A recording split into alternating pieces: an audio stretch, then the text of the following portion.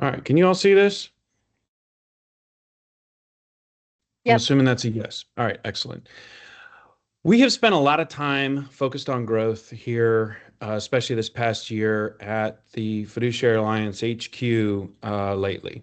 And 2024 was, of course, an incredible year of growth for us, not only bringing a lot of new advisors into the fiduciary family, but just, again, just a lot of growth. We want to we talk a lot about it. It's on our website, but we are focused on not only growing Fiduciary Alliance, because we do think, having more people here and having the right people here is better, but we also want to focus on helping you as an advisor grow your practice. So, going to present something to you today that we believe is, again, not, I've been in the business over 25 years. I know a lot of you have as well, and would love your thoughts on this as I present this to you. That we really feel this is kind of like the core foundational part of growing an advisory practice. A lot of you are successful with doing workshops or being really involved in your country club or different social groups or professional groups that you're in. A lot of you have been very successful at digital marketing in terms of bringing in new business and things like that. And those things are wonderful. But we believe that for those things to really work and be sustained, you really need a good, solid foundation. And that's what we want to talk to you about today. This isn't anything like shiny or sexy or anything like that. It's kind of like the meat and potatoes of your practice. But we believe without a doubt, it's the difference in really building a truly sustainable practice. So, here at Fiduciary Alliance, we're going to continue to fix problems for you and be your first call when something isn't going right. And we're going to do our best to help those things. But for 25, we are committed to projects and things to be proactive, right? There's the reactive side of what we do, but we want to be proactive in helping you grow. So whether you've got a firm or whether you're just a single advisor, we believe this applies to you. So let's go ahead and get started. We're calling this, yeah, it's not like we hired a marketing team or anything. We're just calling this a five core growth plan. But we believe there's five things that, a healthy practice needs to grow. They need a business plan. We don't think it needs to be anything crazy. It can be all done on one page. They need to be able to segment and optimize their clients. They need to be able to deep dive into those AA clients. We'll talk a little bit about that. They need to know their numbers.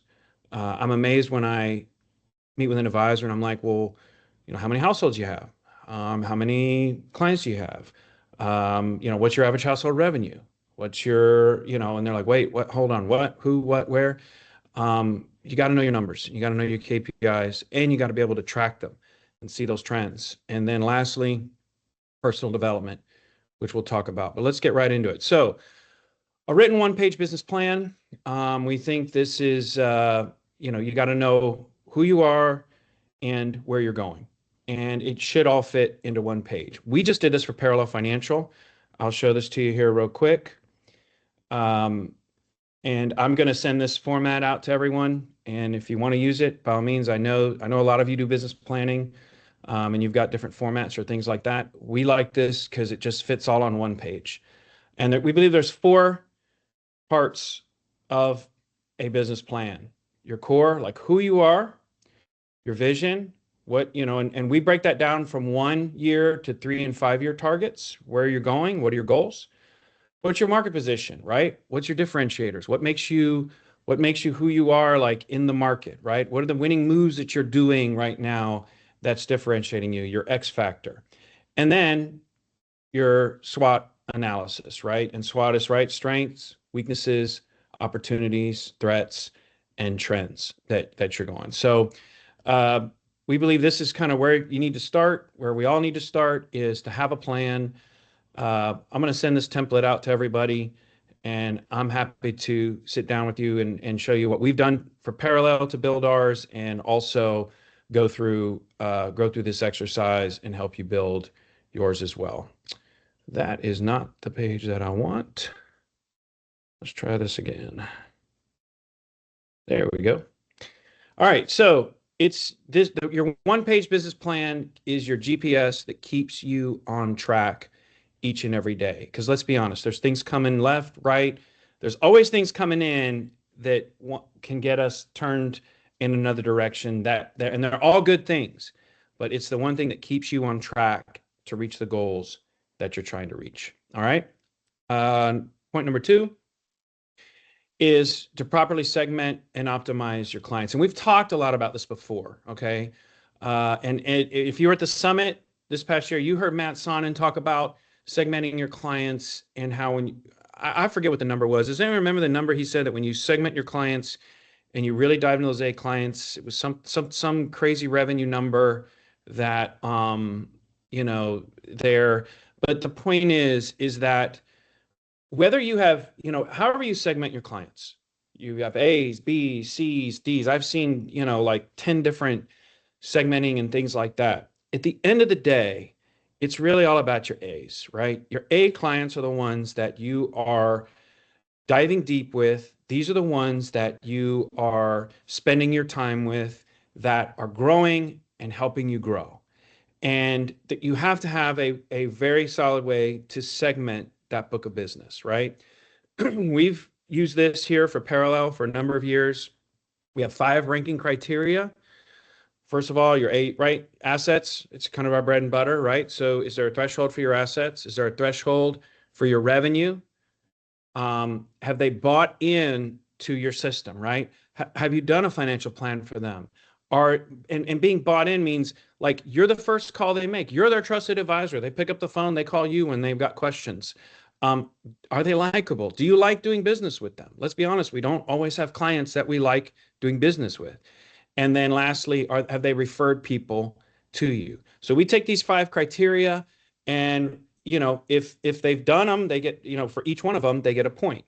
And then usually what we do is we take the 3s or hires, and there's always some customizing you need to do, but 3s or hires typically are an A client. And then with Parallel, and then everyone else is just a B client. I mean, it's literally that simple. We don't come up with all these different things. Again, obviously you may have a different way of doing it, but the important thing is having a system that identifies your A clients. Because sometimes what we have found is maybe that client on the AUM and revenue side, they're not where they're not really in that threshold, but they've bought in, they've done a plan, you like working with them, they've actually referred people to you.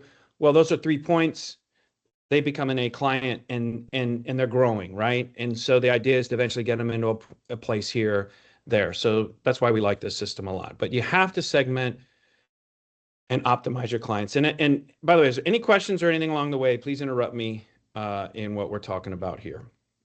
But this next slide, I want to park on a little bit and spend a little time here, because I think this is probably the most important thing, right? Once we identify those A clients, these are the folks that are helping us grow, right? So I think this is the most important too. It's kind of where the rubber meets the road.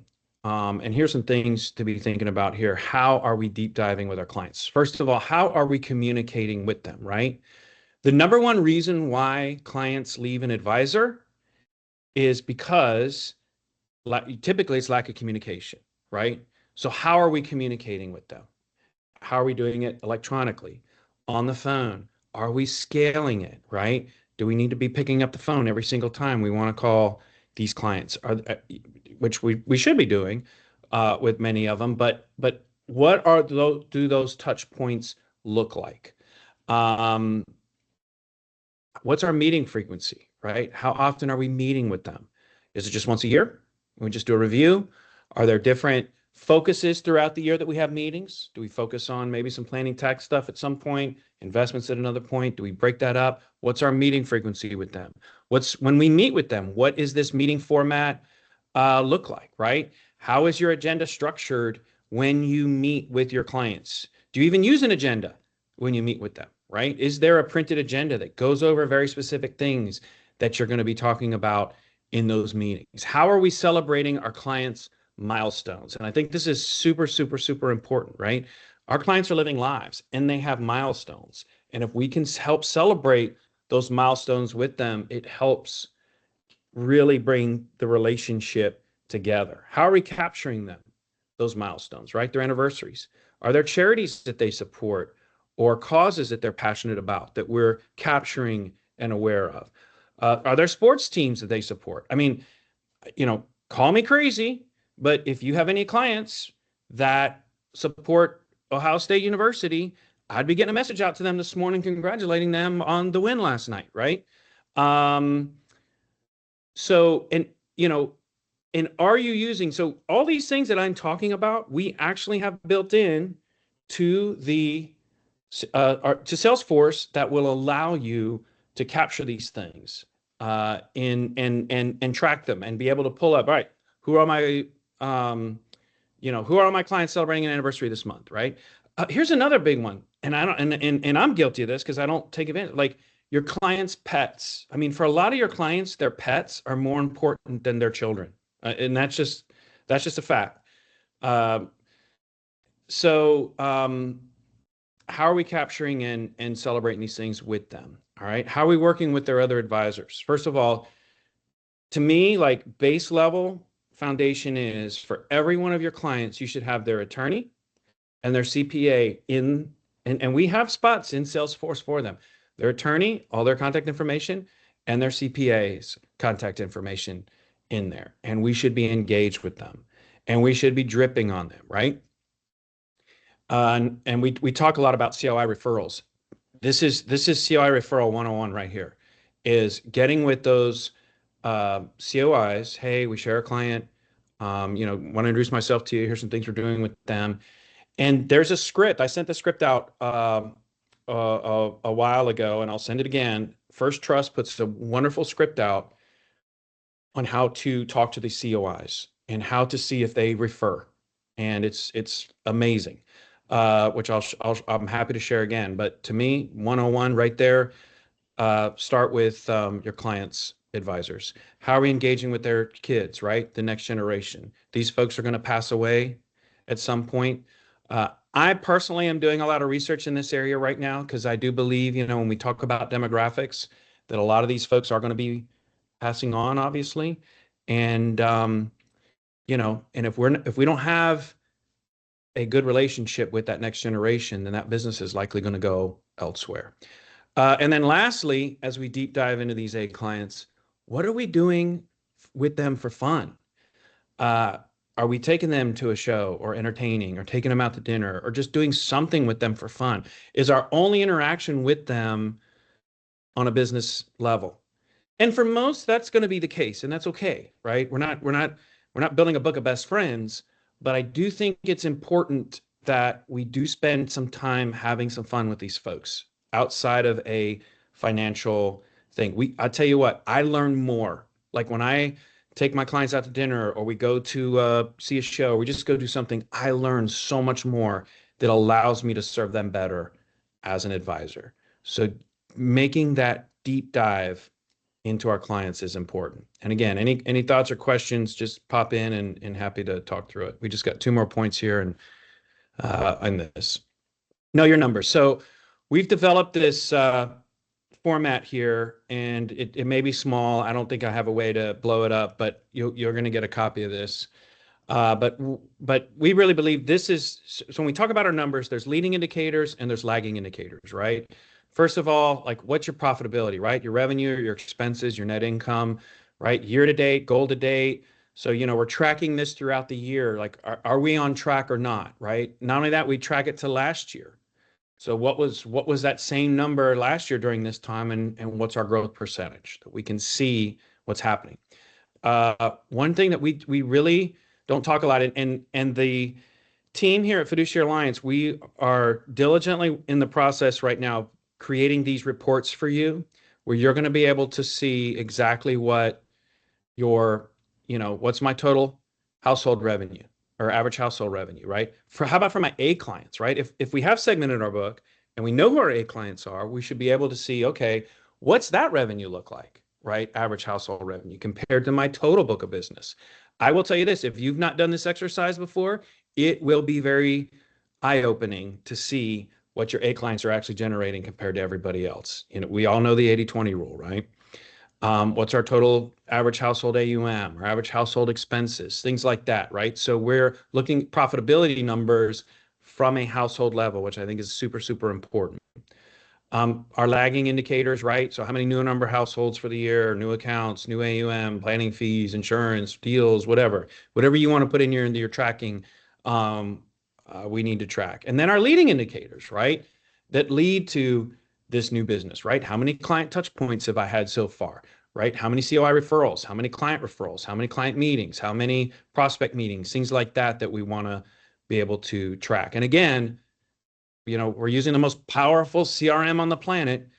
It allows us to track these things. So it's so important that we know our numbers and our KPIs and we're tracking them on a regular basis. All right, last point, personal development. And I'm going to start by asking this question. So I would like an answer if someone can unmute their line. But why is this important? Why is personal development so important? Why does this matter so much if we're trying to grow?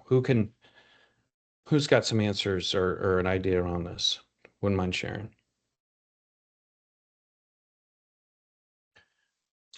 Please, not all at once. I know you're all like just fighting over that unmute button, but yeah, anybody, please.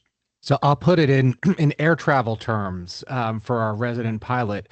Put the oxygen over your own face and save yourself, or else you're no good for anybody else.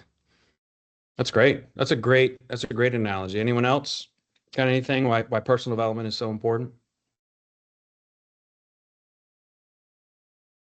Change is accelerating, and if we're not up to date, we're not a good value to our clients. So we need to stay current and we need to stay energized. And I think they sense we have fire in our belly, and if we're with other people that are excited, it makes us motivated to reach our goals. Absolutely. Absolutely. Yeah. Change. I mean, let's be honest. I mean, we're in an industry that changes by the second, I feel like, right? I mean, there's so many things happening. That's good. Anyone else? The best way to predict the future is to create it. I love it. That's heavy. Look at Dean. Dean coming in hard. I love it. Anyone else? Yeah. If you cease to learn and grow, you cease to exist and be relevant to the company, to your clients, and to the industry. Yeah, that's good. That's good. These are good. There's also an issue, Brian, of people really enjoy being around somebody who is growing and learning and healthy and expanding, even if it's not in an area that they're interested in. People are just attracted to another person who is growing. Yeah. And so, you're right on the money. I love it. Think about it this way. Like, I know you probably think your clients are with you because you have the most amazing investment strategy in the world, or your planning process is, second to none, right? Or your new AI tool that, glitters at, when you're, off doing something else is the reason why your clients are with you. The people do business with people they like, right? People do business with people they're attracted to. Okay. It's you as the advisor that is the value here to your client. It's not all these other things or products or solutions or things like that. It is you. And if you're not taking care of yourself, then you're not giving your client the best experience, right? So here are just some bullet points here around that. Financial topics, strategies. What are you truly an expert at? What do you want to be an expert at? And how are you continuing to grow in this? There's so much that comes out in this industry. What are you doing? How are you continuing to grow in those areas, right? We talk a lot about health, but health is not just physical. It's mental, emotional, spiritual health. But again, we got to get up every day and we got to go. I know this only happens to me and never happens to any of you all, but look, there's some peaks in this business and there are some very deep valleys that we experience in this business as well. And if we're not in a good place to go through those valleys, it's really, really hard. Okay. And it becomes difficult. So we have to be in a good place mentally, emotionally, spiritually. A lot of us use a coach here, Joe Lucas, and he, you've heard him beat the drum on this a million times, right? our strategic time, our tactical time, and our renewal time. Well, it's our strategic time. It's that time that we work on the business, right? We work on our strategy and what we're trying to do. Tactical time is us actually doing the business, right? This is providing the advice and the value to our clients. And then there's renewal time. This is where we just focus on ourselves. I'm doing this call right now in a Airbnb apartment in Eureka, California. And I was out here last week with my wife for a business trip, and I stayed for the long weekend. And it was just by myself. And I did a lot of hikes in the redwood forests out here and ate some good food. Did a lot of reading, and this was my renewal time as I'm, preparing for the year. So am I missing some things at home? Absolutely. But if I don't do this, then I don't become the best person that I need to be. Are there conferences that we're going to, places that we're going, right? We only know what we know. So if we get around other folks, hey, there's a great conference every year in Greenville, South Carolina. You definitely don't want to miss. All right, books, right? What are we reading? I am a very avid reader, and I'll talk to advisors sometimes and be like, well, I don't read. I just don't read. I just don't have time for it. I can't do it, this or that. But they'll listen to a million podcasts. And I would even say, again, I know there's a lot of great podcasts, there's a lot of good stuff out there, but there's something special about a book, right? Somebody comes together and they spend a year to 2 years of their life putting this thing together of really good information, right? Podcasts, we just talk, and you might be able to pull a few things out of it. But fine, if you don't want to sit down and read a book, not a problem. You can get it on audio. So instead of listening to that podcast in the car, there's wonderful, wonderful books out there that can help you. And then lastly, a lot of these things that we're talking about in here cost money. And I think a lot of times we look at personal development and we're like, well, I don't really, we don't budget for it. You need to budget for it. And I've heard as much as 10% of your revenue should be budgeted for personal development. And I think that's a really good thing here. We're investing in ourselves, and it's a great way to invest in our business. So let's wrap this up. Here at Fiduciary Alliance, our commitment to you is we want to help you grow in this kind of foundation, these 5 things that we have talked about. Okay. Some of the ways that we're talking about here to help you do it, having one-on-ones, working through these things with you, strategy meetings around this, helping you grow, getting these processes and systems in place for you. There's group accountability, right? We're all here. One of the nice things about being part of this network, we're all rowing in the same direction. So having some accountability works. It helps when it's healthy and done right. We also want to give you the reporting and the resources that you need to grow in this. And then, of course, we're always going to have a growth focus and mindset. We're always going to be growing.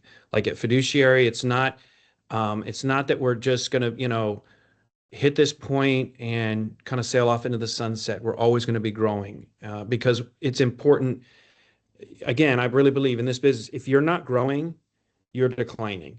To me, there's no like place where you just get to a point and you're like, you know what, I'm just gonna hold out and just kind of hang here and let things ride. Then you usually end up declining. So these are the 5 things here. I'll go ahead and wrap this up. Any thoughts, questions, or comments?